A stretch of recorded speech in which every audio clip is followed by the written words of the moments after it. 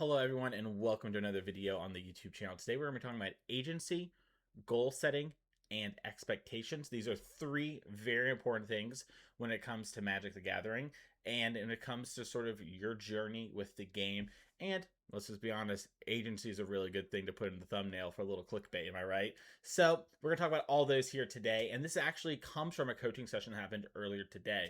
So let's give a little background on what happened. So we're doing a modern VOD review for one of the clients. This client, hasn't made it to the Pro Tour. They've had some pretty solid finishes at RCs, but they haven't really got to where they want to go yet, excuse me. And they were pretty frustrated and honest with me, and I really appreciated their honesty today. They're like, it feels like I have no choices that really matter.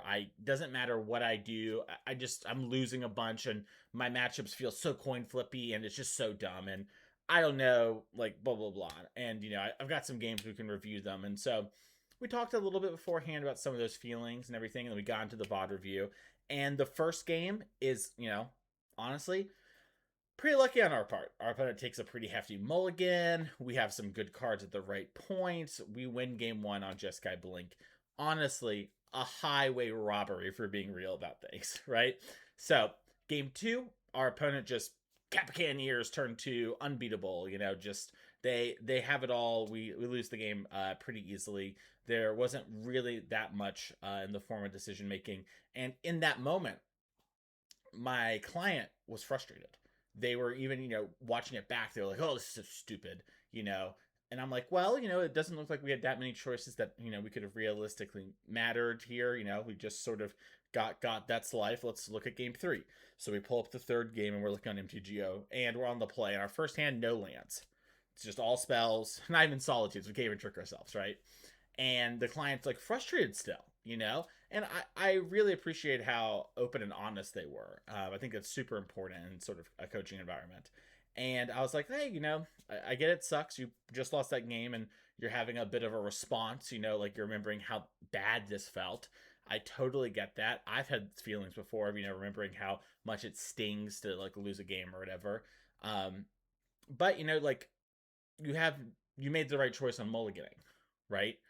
You didn't have any sort of lands. It's not like this was an incredibly hard riddle. Anyone could have figured it out, but you haven't done anything wrong, right?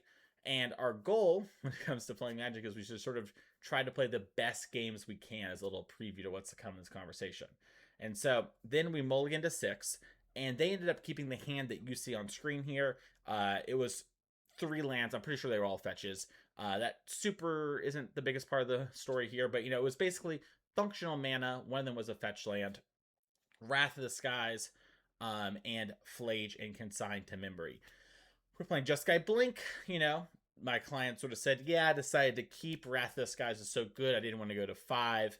We sort of talked about what some better things could it be. Should Flage even be in our deck? How many of those? We sort of had a conversation about some of that stuff. But we ultimately ended up keeping this hand. For the sake of the story, this is what we're dealt. Our opponent ends up actually mulliganing to 5. So it's looking pretty good right now. Our affinity opponent's on 5 on the draw. Okay. So, turn 1, my client does what anyone would do and plays their land and passes the turn, right? Nothing that crazy, whatever. Our opponent draws for turn, and they go, play Spirebluff Canal. Warp Pinnacle Emissary. Okay. Resolves. We have no choices. Play Tormund Script. Make a drone. Okay. This happens, right? My client's like clicking through things. We play this Claw Gix, excuse me. We get a drone. Okay, all right, Claw Gix, okay, not the hugest thing in the world. No munitions on the board. They cast a Mox Opal, and before I can even say something, the client starts to immediately click. If you've done a Moto replay before, it moves to the next play. They immediately start clicking. I go, whoa, should we consign this? And they're shook. Right, and remember, they've played this game. We're not playing a live game. We're reviewing a VOD on Magic the Gathering Online, right? And the client's like, what do you mean? And I'm like, well, if you can sign this Mox Opal, they have 1 card in their hand. And you have Wrath of the Skies, and you'll leave them with nothing but the 1 card in their hand and the Spirebluff Canal. And Our hand isn't the greatest, but is this something we want to do, right? And they're going to have a third drone, so worth mentioning, no matter what, we get the drone, right? This is a on cast.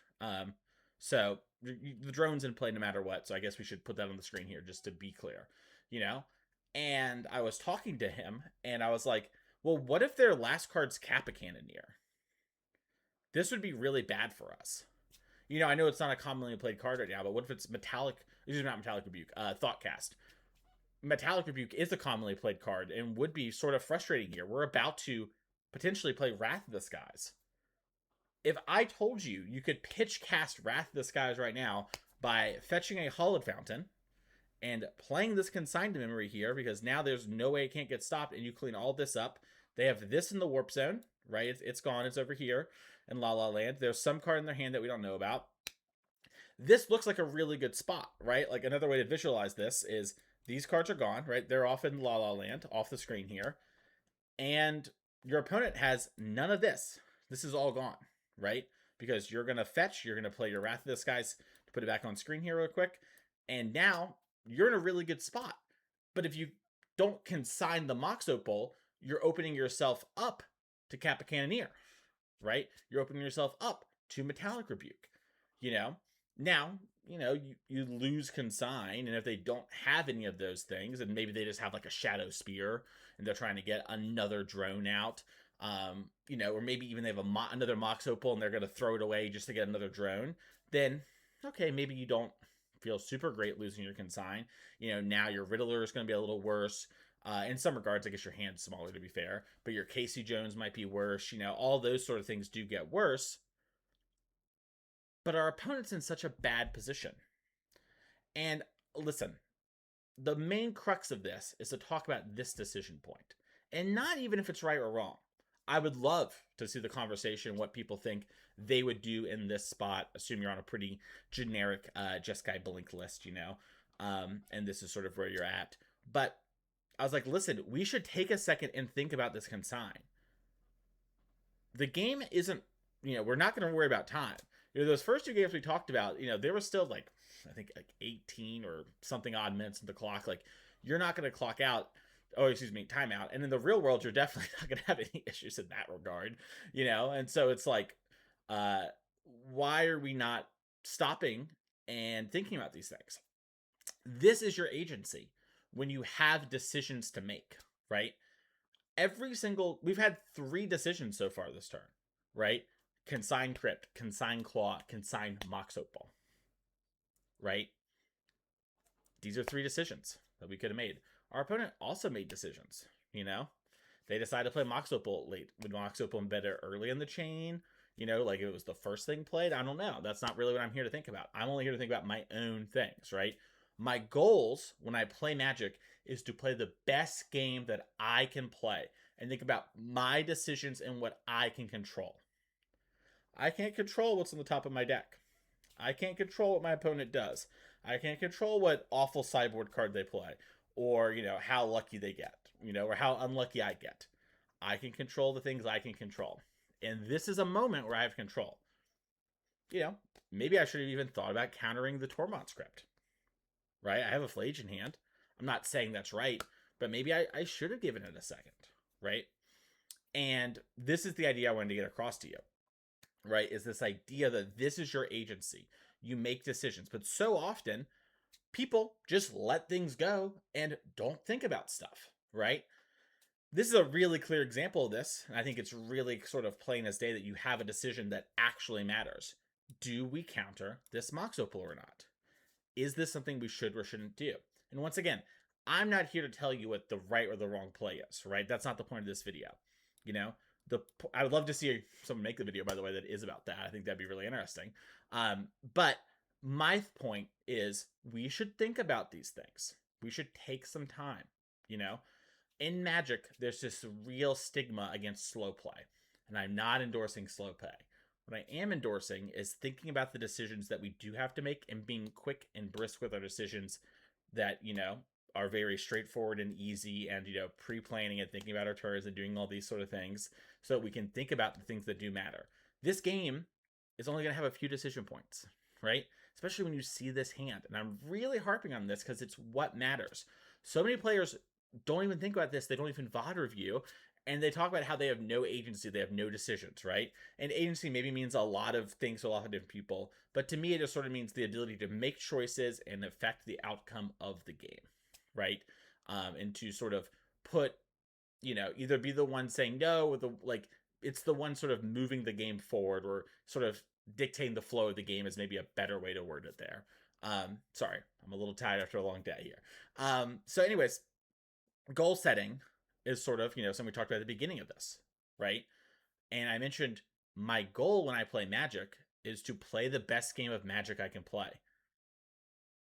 That's it. That's the goal. When I sit down to go play a tournament, my goal is to play the best games I can. I've been saying it now. It's hard to believe. I was looking at this the other day. For almost a decade, I've been playing comp Magic, and I, started my real journey of trying to get to the Pro Tour back when Felidar Guardian got banned, which at the time of this recording is right around the corner. The 9-year anniversary is right around the corner.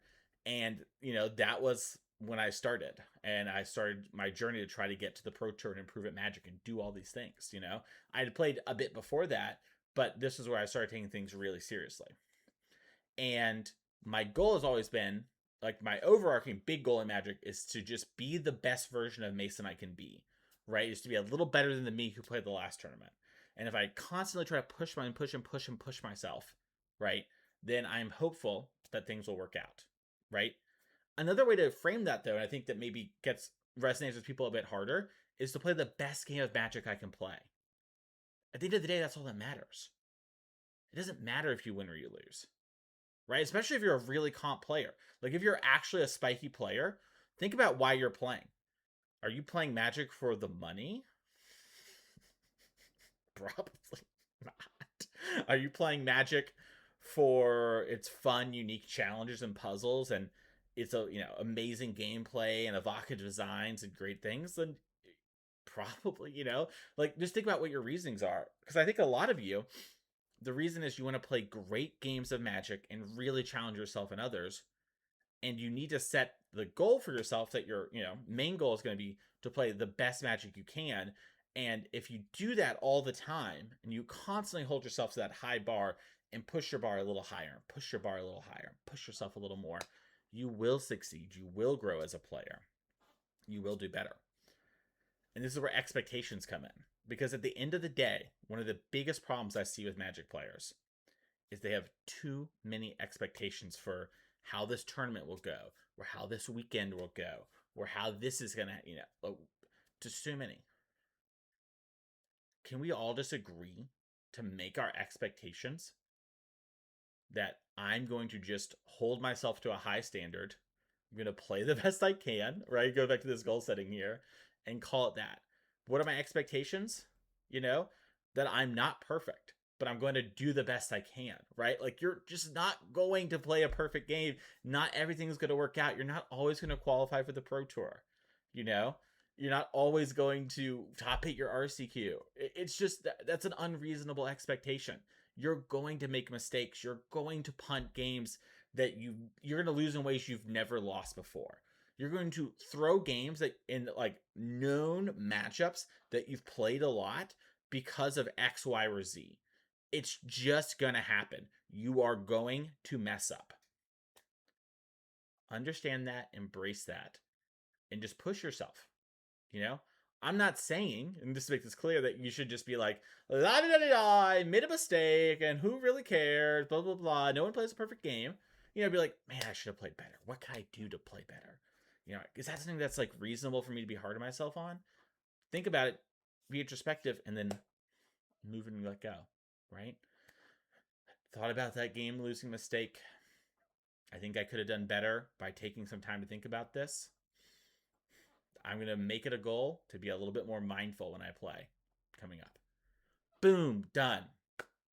So, I bet you're wondering, what happened? The last card in hand was Kappa Cannoneer. Bop, bop, bop, bop, bop. Kappa came down. We died. End of story. It was unbeatable. We couldn't win. And the client was a little embarrassed. The client said, wow, I never even thought about consigning the mock football. I just thought, how effing unlucky am I? This person's so freaking lucky. This is unreal. All I had to do was draw a solitude and I could have consigned this trigger, the war trigger. Or I could have, if they didn't draw another thing, I could have blocked, or I could have, you know, and they were very, kind of somber about it because they realized, you know what, I could have done more. I have lost games in a very similar way. I'm sure you, the viewer, have lost games and I've been realizing what you could have done. That's okay. That is an expectation. Let's set some goals to play the best Magic we can, to think about all our decisions, and to call it a day at that. What more can we really ask of each other? Our opponent mulliganed 2 hands that I'm going to assume were not great hands, and who knows which of these pieces they drew, right? But they kept a 5, and the 5 paid off, and they won the game, and they made their decisions as best they could. End of story. That is all that matters. Who cares if your opponent wins the game or not? Did you make good decisions? Did you do what you could? Focus on yourself and think about things that matter and what you can do to interact. Should you ever consign this mock ball? I don't know if I would or I wouldn't in the moment, but I can tell you that if I was playing my best and putting my best self forward, and that's all that matters at the end of the day, I would be thinking about, should I consign this mock ball? What could my opponent have? And what's a better use of my consign? Consign this, play a land, wrath all of this up. I don't know that we win that game, but dang, it feels like we probably do. And at the end of the day, when you do VOD review, it's not about figuring out how you could have won your games. It's about figuring out what you could do better. Thank you all so much for watching this video on the YouTube channel. I hope this was helpful for you. Make sure to subscribe. I'm going to keep making videos as they sort of speak to me, and I feel like I have something I really want to tell you all. I don't just want to push out stuff that's mindless or whatever, or, trying to get something there. I want to try and make stuff like this more often, things that I care about. Thank you, and have a great night.